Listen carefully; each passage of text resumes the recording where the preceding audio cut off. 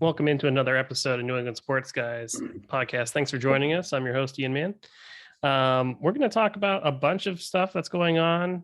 We've kind of taken a month and a half break. We had some technical problems with some computers, so we just decided to just take the break. We're going to talk about my new clubs that I got in. We're going to talk about Live Golf and the PGA and that whole circus. We're going to touch on some other golf stuff like the RBC Championship and then the US Open predictions. We're going to talk about Celtics and Red Sox with a little bit of NHL and NFL news. But before we get to any of that, let me bring in my co-host, Smitty. Smitty, what have you been up to? What is up, Ian? Let's see. So it has been quite a bit of layoff, as Ian alluded to in the beginning. Had an issue with my computer. We recorded one. I look back. We recorded a podcast on May 1st. And so like normal, it takes forever to kind of compile after we're done with the Zoom meeting. And it's like a 30, 45 minute, depending on how long the podcast is, time. So I usually let the computer go, no issue. I let this thing just stay on overnight like I always do. Come back in the morning, nothing happens. And I'm like, what the fuck? So we tried to do a bunch of different things, bought a new power supply. That didn't solve the problem. So Ian talked me into buying a used motherboard that's the exact same as mine. We installed that. Seems to be working great. I did have to take it apart and put that thermal grease on, make sure. I'm hoping I hit everywhere, but I'm sure it's fine. Yeah. So anyway, let's see. So that was like May.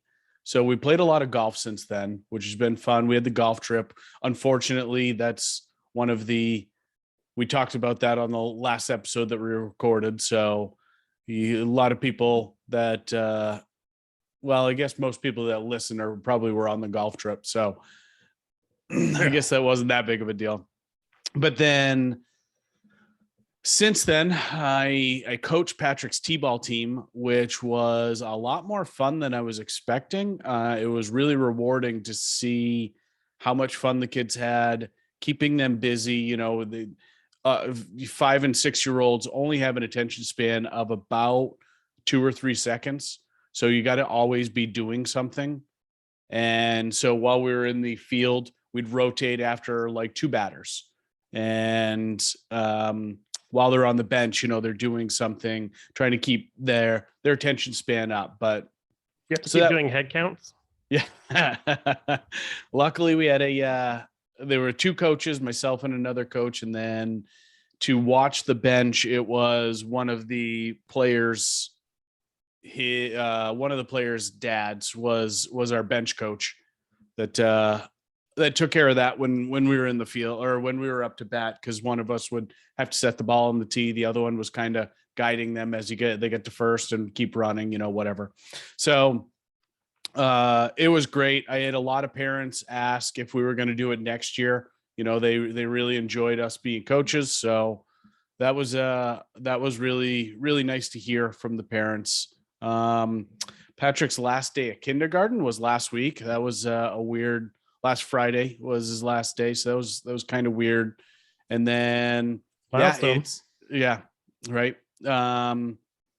It is barbecue season. It is golf season. It is playoff hockey. It's playoff basketball. There's so much stuff going on. I told Casey when playoff hockey started, when the NHL playoffs started, I was like, I'll see you in July, because I'll probably be up every night watching it. And we'll get to the NHL and the NBA shortly, but it's just been a heck of a time for sports and sports fans and controversies and drama and everything that's swirling the sports world right now. Oh yeah, we're gonna touch on a lot of it just in this episode. We'll try to keep it quick, but there's a lot to cover. Yeah. So in all that, we're not going to go back and go over really too much of anything we talked about on that hidden episode. I'll call it the episode that's in the archives. So, but I do want to hear from you, Ian. What have you been up to? Quite a bit. I mean, with all the golf we've been doing, I ordered new clubs 2 months ago. Got my garden set up. Something killed all my lettuce. Something killed all my zucchini last night. Something killed all my zucchini. I bet you hit it Yeah, I'm hiding the zucchini. in the prison wallet. I've been looking at different job opportunities. Yeah, raising 4 kittens. Yeah, busy. So let's get into this. So I ordered those new clubs probably 8 weeks ago, 12 weeks ago, sometime in March, I think. Yeah, I don't remember. I remember seeing the text message, but I don't remember. And then I just got them. So I'm pretty sure that's. Sorry, but I'm pretty sure that's faster than what Bemis was expecting. Wasn't he expecting like August? Yeah, he said they were a bit behind, which is weird because like mine, I'm not, or my order has nothing special about it. Like I'm a stock, off the shelf. Would you call yourself an average Joe? Yeah, I would. As far as like the length of the clubs, the lie, all that is default. So I'm surprised it took so long to get them. Like they could have just sent me any box they had laying around. Should ask Bemis just to go in the stock room and grab them all and send them. Yeah, just go back and grab them. But I'm super excited. I got them on Tuesday. No, I got them on Monday. I got them a day early.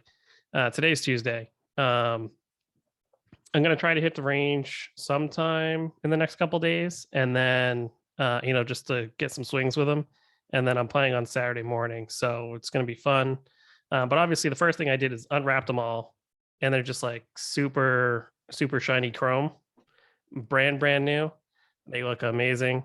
The one thing I do notice though is because I have the cavity backs, that the cavity on the back has like some really like niche places in it. Like there's just going to be pebbles in there that are never going to come out. As opposed to like grass gets stuck in mine. Yeah, exactly. It's something's gonna be a bitch to clean. I guess I'll just have to keep them clean, I guess. So the first thing I did is I went and took out all my old clubs, put in my new clubs, because with this set, I'm gaining a 4-iron and I'm gaining a 48 degree. So I dropped my 5 wood, dropped my 60 to give me 14 clubs. I'll still bring those 2 with me just in case somebody else wants to use them. Illegal. I won't have them in my bag. What degree is that 5 wood? I think 18 degrees, maybe. No, it's got to be higher than that. 23. That's too high. I'll have to look. I don't know for sure. I'm looking for something at 18, 19 degrees. I think it's 18 degree. I could be wrong. I'll have to go look at it. Okay. But now that I have my own 4-iron, I don't have to keep hitting yours on hole 15. That nice tee shot with the 4-iron off 15. That I crushed. I mean, we all hit good ones there. But no, you roped one around the corner with a nice little draw to it. So now that I've gotten these in, I'm looking at like what else in my bag that I could replace, because this is the first set of club that I've ever bought, and I've used your hand-me-downs for years and they were great. Appreciate it. So now there are new clubs that I want to, like, what else would I update? I might update the driver, the 3 wood, maybe update my 52 and my 56 and maybe my putter. But then that would be like full Titleist bag. Everything's Titleist. Are there any clubs that you're interested in that you need to update in your bag? You're going to get a 64? No. No. Be careful at a full swing. It might hit you in the face. No, as far as updates, probably not. Maybe wedges next year, maybe 2 years, depending on, what the grooves look like. But then I do want to get that. I only have 13 in the bag now because I took my 60 degree out. I want to add in that TSI 2 or 3 hybrid. Yeah. I have the 3. You can hit it. In hybrid? Yeah. But you got a whippy shaft. Well, I don't think so, but maybe. Yeah, I mean, you got your putter refaced. You don't need to do that. Your irons are brand new. You have a new driver. You have a new 3-wood. Yeah, there aren't a lot of options for you. Maybe a new Yeah. putter. You suck at putting. I've been crushing at putting lately. I've gotten better, but I did notice on my face, I can't tell if it's a scratch on one of the grooves in the front or if it's like cracked in the front. I'll have to look at it more closely, but I hope it's just a scratch. Yeah, I don't know how it would get cracked. So other new equipment, I got a new rangefinder, or my first rangefinder. I got a Blue T Series 3 Max with the slope on it. So I took it out the last couple times we went. I really like it. I figured out where the slope number is. It's not the same number as the one in the center. When it does slope, it like drops another number to the bottom, and you have to read that one. Figured that out when I hit a shot like 30 yards farther than it was supposed to go. But our buddy Joe, he liked it and he already bought one. Did you really? Yeah. That's funny. So now I don't have to steal your rangefinder anymore or Andy's. Bloodies and transfusions are my new drinks on the golf course instead of the seltzers. I think I'm just going to stick to the hard stuff. So, funny story. I don't know if everybody knows the story about the transfusions from the golf trip. So this is the first time I had transfusion was on the golf trip. And it was day 2 where you have that video of me shanking it off the first tee. I do. That's good video. I bogeyed that hole though. I was pretty pumped about that. So that that front 9, I was just so anxious and like shaking and things like that. Maybe had a little bit of a hangover. Didn't have anything to do with the crowd standing behind you while you're leading off? No, well, no. I'm saying throughout the whole front 9. Oh. But so what ended up happening is Bemis and we each got some transfusions and some beers at the turn.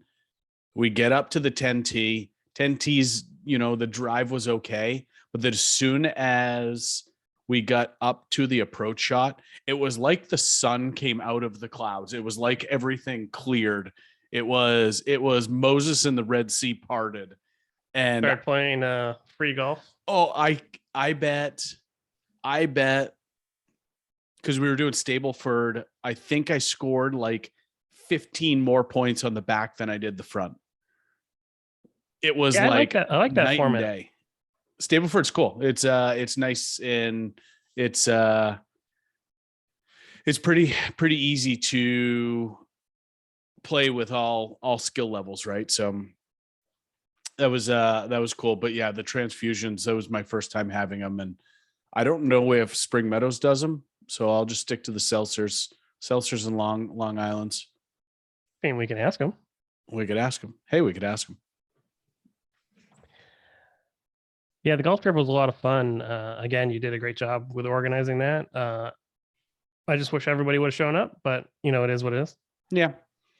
Yep. And still a lot of fun. The Airbnb was fantastic. Yeah, it was good. I think haven't got any people come out and say they want to set it up for 2023, but I think Canada John might step up and do that for next year or for 2023. Yeah, I thought him, Travis, or Andy, somebody was going to do like a New Hampshire one because they knew those resorts or knew those courses. Gendron knows New Hampshire and Vermont because he worked out there and lived out there for quite a while.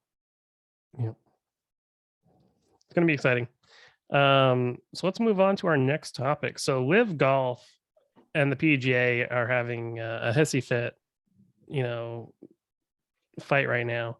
And a bunch of the players went to Live Golf, and Live Golf had its first tournament this week or last week.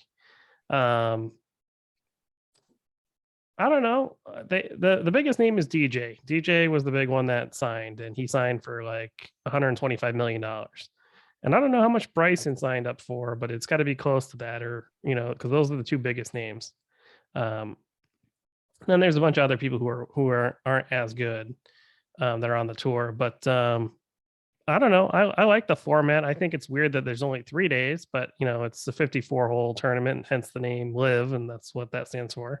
So Live is the Roman numeral for 54. I thought it was fine. I like the team aspect. That was cool. I don't know about the 54 holes. I'll just have to get used to it, I guess. But I think the format, as far as like the team aspect, was cool. But I think the competition is suspect as far as like their first tournament and who was in it. Not a lot of people did very well, in my opinion. But obviously, the scores aren't going to be as low because they're playing one less day, so they have one less opportunity to score low. But the winning team was Louis Oosthuizen's team, and he finished in 12th. But Charles Schwartzel finished in first, and his team won, so you got a double payday. I can't pronounce that second guy's name, and then Brandon Grace was third. Duplessis, I think is how you pronounce it. Henny Duplessis. But Charles was first, Henny was 2, and Brandon Grace was 3, and Louis Oosthuizen was 12th. But they're all on the same team. So I mean, they all made bank, and that's sort of the whole thing, right? It's all about money, and that people are so concerned with that it's the Saudis' money. I don't know, if you're really worried about Saudi money, you'd stop using Facebook and stop buying gas. Like they're into everything. So Everything. It's hard to have a moral high ground there, just because they, like I said, they're in everything. You could make arguments that you shouldn't use iPhones or Samsungs because they're made in sweatshops, right? Sweatshops. But anyway, I'm with you. I fully agree. The weird thing, I know they have a bunch of money that they're gonna pump into this thing, and they're hoping things catch on, but they have no advertising right now. So they're literally just hemorrhaging money. They're not making any money back. They posted or they showed the rounds on YouTube. It was YouTube live stream basically, which I will say for the most part did a pretty decent job. There were some hiccups, obviously. They had a couple trackman shots that I'm pretty sure it followed a divot because it looked like the guy hit a grounder and then it was like a 200-yard shot that hit the green. Right. So there were some issues with that, but I mean, was a pretty decent, looked like a nice golf course. I've never seen that course before in London. The next one is in Portland, right? Not this weekend. Next weekend, Portland, Oregon. US Open, which we'll talk about in just a second, is this weekend. But so Bryson went over. Patrick PJ's Reed over. Yep. Yeah, Patrick Reed, whatever. I guess Taylor Gooch is pretty good. Yeah, I think he's in at least the top. So he's good. DJ is good. Bryson is good too. Bryson just hasn't been playing well this year. He's still coming back from injury. Correct. But like Phil Mickelson, he's supposed to really just sort of be the face of the league, not because he's 50 something. Like he's 52 or something. Like his best days are behind him. Lee Westwood is there. His best days are behind him. Ian Poulter, his best days are behind him. Kevin Na was never that good. Sergio, his best days are behind him. So, I mean, I'd rather see young guys from the Corn Ferry come up and play on the PGA than some of these older guys who are just there to like collect a paycheck. And you can tell that they're collecting a paycheck because they're not even like in contention most of the time. Sure. So the couple things. So a couple things to note here. So Taylor Gooch he dropped back one spot because he didn't play in tournament this past week, but he's number 36 in the world in world golf ranking. So one thing, don't know how that's going to work going forward with world golf ranking, if live tournaments are going to contribute if you get points for them, because how yeah. Anyway, the four majors, they are all, The PGA only controls the PGA Championship. but I So think it's a different governing body, because I don't think the PGA Tour can say whether you play or not, even on the PGA Championship. okay. But obviously they don't own the Open, and they don't own the Masters, and they don't own The U.S. Open. the US Open. Yeah. So, and so far, the US Open's been like, yeah, no, you can play because the US Open plays this week. And so DJ's playing, Kevin Na's playing, you know, Bryson's playing.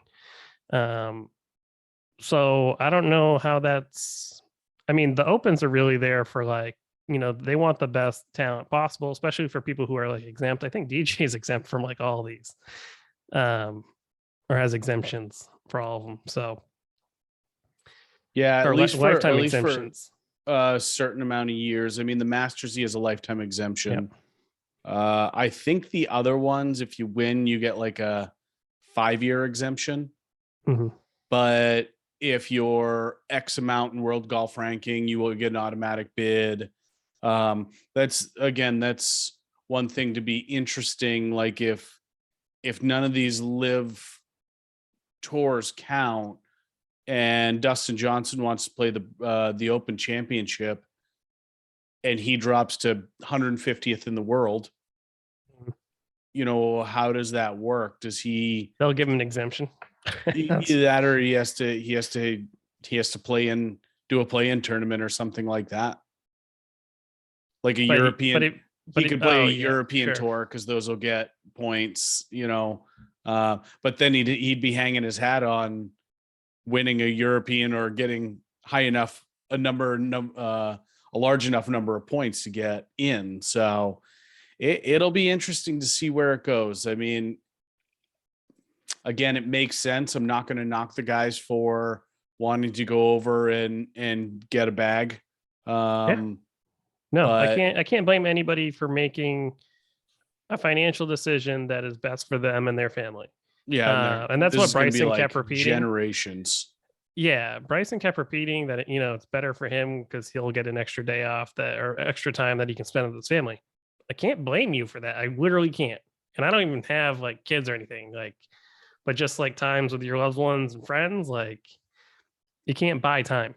Yeah. So, I think the PGA is just gonna have to pay more, be more competitive. You have the best talent in the world. Just pay more. It's not like your sponsors aren't mostly a lot. So here's the thing: they might not be making as much in like the purses, but a lot of these people have a litany of like sponsors that they have. Titleist, Callaway, all the club manufacturers, all the golf ball manufacturers, all the clothing lines. Heck, UPS like sponsors them. But then like everybody who promotes a tournament, Dell, Travelers, et cetera, John Deere, like they're all paying money into the PGA, and a lot of these tournaments are expensive to run. But I think they would just have to raise the purses a little bit to keep it more competitive. So let's move on to the US Open predictions. I'm going with Cam Jordan or Jordan Cameron. So I think Jordan Spieth or Cam Smith will be the winner. Well, those are going to be your two. Yeah, I'll go with two. So I would take Scotty. I knew you would say that. And JT. I mean, with how and honestly, for a bonus, I'd throw in Rory. With how well those guys are playing right now, it's tough to bet against them. Rory, Colin, Rory just won the RBC. Yep. Was that last weekend? Yeah. He's back-to-back champion in that. He defended his title. Yep. Yeah, it's funny. You don't see that very often, where he defended his title from 2019. But obviously, because of COVID, they didn't go up there for 2 years. Yeah, I didn't know that. Learn something new every day. Yeah. So here's the topic I just threw in that I thought of while we were talking here. The match. So the match happened since we've been gone. And obviously Phil Mickelson wasn't in the match, even though like it's his thing that he does, because he's been on a quasi suspension off the grid. So he had, instead of a professional and an amateur, they did just all football players. So it was Rodgers and Brady versus Mahomes and Allen, and it really was Rodgers and versus Mahomes the whole game. And it's For the most part, yeah. I don't like that it's only 12 holes, but anyway. But Rodgers and Brady were my bet to win, and they ended up winning. Josh Allen stinks at golf, apparently. The funniest thing about the match, though, was when they were taking practice cuts on the tee boxes. Especially Mahomes, Jesus. Yeah, they're just taking out these huge markings out of the tee box with their practice cuts, and then they tee up a ball and hit it. But if I was the greenskeeper, I'd be like, oh, man, who are these guys? Get them out of here. But they play at the same golf course. They play at the Wynn golf course. It looks nice. Yeah. We should go out there and play sometime. Yeah, totally. I don't remember much about the match, just that Rodgers and Mahomes are both decent. I do remember on the 12th hole, I think, Mahomes and Allen ended up like on the fringe of the green, but they had like a 50-yard putt. And they ended up getting it like, that's the only thing that Allen really contributed. He put it like within like a foot. That's right. I do remember that. They were on way out there. It was, if I remember correctly, it was it was a 2-tier green, I think, and they were just on the front tier. And then Rodgers sank like a 12-footer, and there's no doubt that game was over. Yep. But anyway, I like the match. I wish that they would do more teams. Should do 4 teams, get rid of some of the commercials. That way you don't have to, nobody cares about them driving in the cart and them having to have a conversation, or you're just watching, Bryson eating a hot dog. Like, just switch to somebody else or switch to the other group that's playing. I did think it was funny that Mahomes was crushing Coors Lights.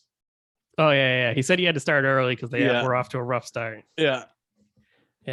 Mahomes was entertaining, but a lot of people did not like Josh Allen. They thought he didn't have much of a personality. So he showed it here and there, but yeah, for the most part, him and honestly, you could say the same thing for Rodgers. I think Brady and Mahomes carried a lot of the viewership, for the likability, those guys, and Brady had that like 3-minute conversation with JJ and Chuck about, his career and things like that. This is like the second or third one that he's done. And, Brady's been on TV for 25 years now. I mean, there is some of that. Like, you sort of have to be a charismatic person, I guess. And he signed a semi-lucrative contract whenever he finishes football with Fox. Oh, that's true. I forgot about that. That's not bad. What was it, $300 million? $350 million, something like that. I think it's $30 million for 10 years. Yeah. Not bad for a day's work. I knew he couldn't stay away. Anyway, on to some MLB news. The Sox are on a heater right now. They're 9-2 in the last 11 games. The Braves are on an even better heater. They're 12-0. I bring that up because there's a guy I work with. He lives in Atlanta, so he brought that up. Joe Madden was fired after losing 14 straight games for the Angels. Funny story is he got a mohawk to like bring some levity to the locker room, and to let people, relax a little bit. Gets called into, the GM's office or whatever, gets fired. So his team never saw his haircut. Maybe it was because of the mohawk. Yeah, that's what a lot of people were saying on social media. They thought it's pretty funny. So the Sox are up 6-0 against Oakland right now, mid-fifth too. And Oakland, Atlanta is up 7-3 on Washington. Oakland's a farm team. Sea Dogs could beat them. So the Red Sox, Rafael Devers, like I said, they're playing really well. Devers is hitting .335 right now with 14 bombs. It's not bad. Chris Sale is close to returning. It's a long season. I know the Red Sox got off to a rough start. They're still 12.5 back of the Yankees, but I mean, you still have like 3 or 4 months left. So, I mean, I'm not worried about it. They're still in the hunt. A few injuries. Evaldi just went on the IL with a lower back injury. Kiki Hernandez went on the IL with a hip flexor, and Garrett Whitlock also with a hip flexor. So I mean, a lot of time with the Red Sox. They're just going to get some pitching back, so I think they'll be fine. Smitty, take it away with the Bruins.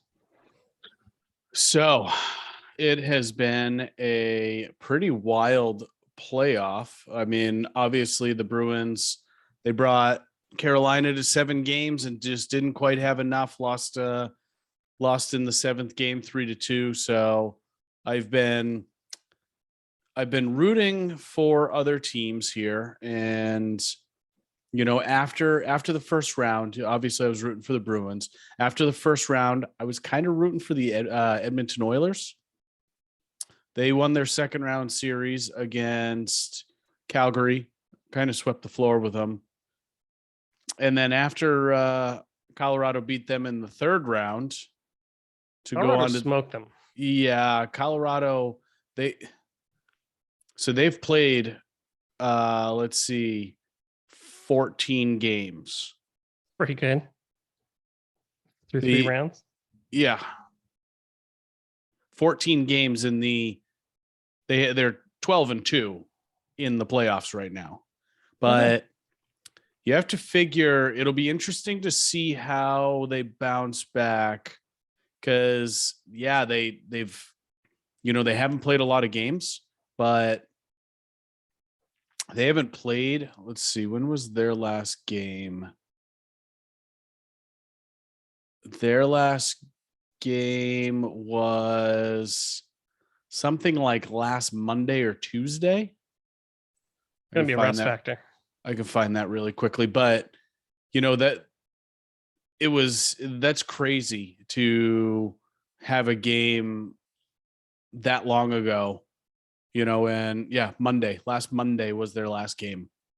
So they're going to have, 7, 8, 9 days off, 10 days in between both games. And so they're going up against a Tampa Bay Lightning team that just keeps winning. They might be finding their groove. I'm finding a way to win. I'm interested to see how this goes. So I'll give you my Stanley Cup prediction after I go through this a little bit. But the Avalanche or the Lightning have better goaltending than the Avalanche. Avalanche probably have more high-end firepower, but the Lightning have a better defense and better team defense, honestly, and they can score with many other people too. So with that being said, I'm actually taking Tampa Bay to three-peat in 7 games. I'm going to stick with the Avs just because that's who I filled out on my playoff bracket thing. But yeah, Tampa Bay, they're in a groove. They've been playing. Like you said, the Avs haven't been playing. So I think it might take an adjustment, but I think the Avs just might be too fresh for them. Could be. You never know. So game 1, I think I mentioned it. I can't remember if I did, but game 1 is tomorrow or today as you listen on Wednesday. And I'm so excited for it. It's going to be so much fun to watch Stanley Cup final games. The worst part about the Stanley Cup final is you only get to watch one game. There's only one game of playoff hockey left. Sure. So you have to wait a couple days before you get to watch the next one. So it's not like the first and second round where it's 7 and 9:30. The games are just back to back every day. Oh yeah. But anyway, on Bruins news, they did end up firing Bruce Cassidy, which was kind of a shock, honestly. Shock to a lot of Bruins fans. I was surprised they didn't gas Sweeney as well, but this might be kind of his last ditch effort to try to save the team. I do think in Don Sweeney's defense that his trades, for the most part, I mean, there's always outliers, but trades and signings have been pretty decent. Drafting. His drafting has been terrible. Which is too bad because we had 3 first rounders. That's kind of where it all started, and everybody brings it back to that, I think 2015 2016 draft class. They had what, the 13th, 14th, and 15th pick, something like that. And then you think there was Kyle Connor, who's a perennial or annual 40 goal scorer. There's Matthew Barzal, who is absolutely disgusting on the island, and then there's another one, great defenseman Thomas Chabot, who has been just absolutely phenomenal. All got picked after those 3 picks. It's easy to see that in hindsight, but like you have to hit on one of them. And I mean, Jake DeBrusk is the only one you can say and he kind of hit on. He's good, but he's so streaky is his problem. Anyway, Bruce Cassidy got hired today by the Las Vegas Golden Knights. And the reason I bring up last ditch effort for Sweeney and kind of the surprise firing is I honestly think that there is a coach out there that got fired by their team that the Bruins want to bring in. And who is that? My guess is Barry Trotz. And who did he get fired by? The Islanders. After going to last year, he went to the 3rd round of the Stanley Cup playoffs, and the year before he went to the 2nd round of the Stanley Cup playoffs. I mean, he's done really well for, I mean, his whole track record. He in 2018 he won the Stanley Cup with the Washington Capitals. They didn't re-sign him. Yeah, see, I don't understand that. Obviously, new GMs, they want their own guys or whatever, but I also don't like it when you fire a head coach and he finds a job like that. Well, that's not a good sign. They didn't fire him. He was just in lame duck status. Sure, but I mean, Bruce Cassidy fired and then finds a job, no problem. And I understand that there is some retreads in the coaching world for all sports, but I mean, unless you think you can find a better guy, like, why are you firing your guy? So if they do end up with Barry Trotz, then sure. I guess there has been some reports that Cassidy, some of the guys don't like playing for Cassidy. And so they wanted a different voice in the locker room is kind of the political answer that Don Sweeney gave in his press conference. But I think, again, I think they're going to try to get there's a coach out there that they wanted, his coach that he wanted to get. But Bruce Cassidy's been with the Bruins for fucking like 15 or 20 years. So did Sweeney want Cassidy, or was he given Cassidy just because he was in the ranks in the minors? I mean, he was in the minors. He's been with the team. No, but did Don Sweeney want him, or did like the president or whatever Cam Neely be like, here's your guy? Tough to say. I mean, he was in the ranks for a long time and kind of was next man up. So it could have been a little column A, little column B. So Patrice Bergeron still hasn't made a decision yet. So correct. And whoever comes in and takes over for the Bruins, they're going to have some tough sledding the first probably like 2 months. I don't know if you remember, but they Marchand had surgery on both hips. McAvoy had surgery on his left shoulder, I think it was, and both those guys going to miss the start of the season. Grzelcyk had surgery on his right shoulder, probably going to miss the start of the season. And then Bergeron had surgery on one of his elbows, one of the tendons in his elbows. So who knows? And the one thing I will say is if there is any possible carry it. What's that? It's a possible carry him. Well, if there is any validity to the guys not liking Bruce Cassidy, and this is a reason that Krejci left, maybe Krejci comes back. Maybe. So You never know. He wasn't that old. I mean, he's 36, I think. Yeah, but he still has some left in the tank. I think he's got some tread. I think I certainly think that he's still playing at an elite level. I mean, you probably didn't watch, but the Czech played in the IIHF the world. It's not World Cup.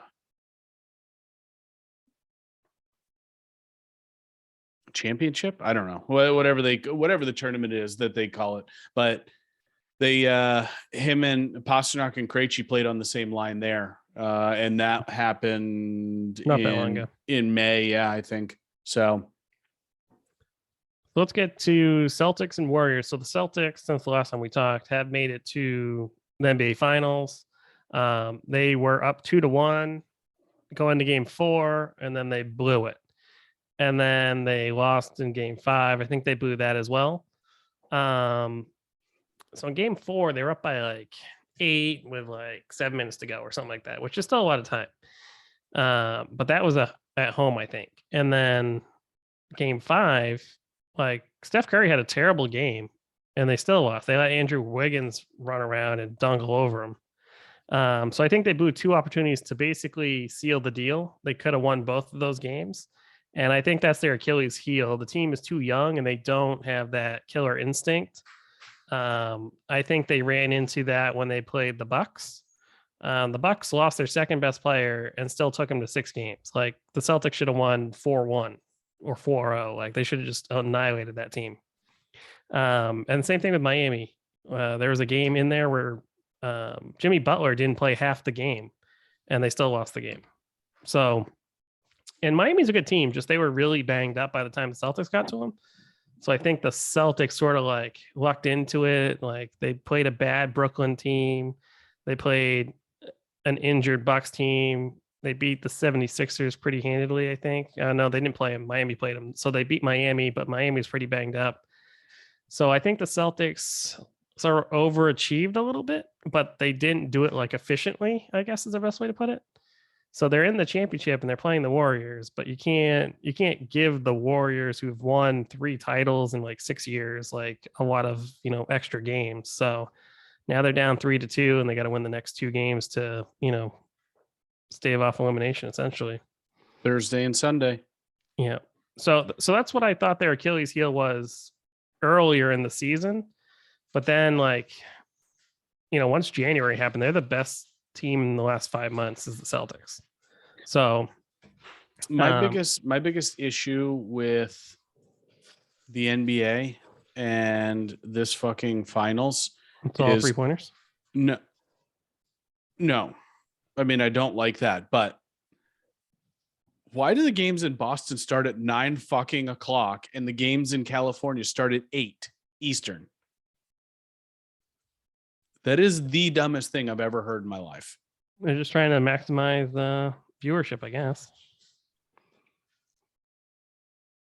That's awful. That is absolutely banana lands, and whoever decided that should be fired. Well, I also thought the Celtics were trying to get to free agency so they could get that 3rd star in. And so I think they sort of Ime Udoka has done a great job coaching the team up, I guess is the best way to put it. So they don't really have that 3rd star, but Marcus Smart ended up being defensive player of the year. So that sort of was pretty good. Yeah. And then Al Horford, they got him in a trade. And so between him and Smart, those guys combined to be the 3rd star on any given night. And Derek White, and I think they're getting some kick in secondary scoring, but not enough. And they turn the ball over like fucking crazy. Yeah, there's some stat out there. I think if they have more than 12 turnovers, they lose the game. Yeah. And so in Game 4, they had that in the 3rd quarter. I was like, ooh, this game's over.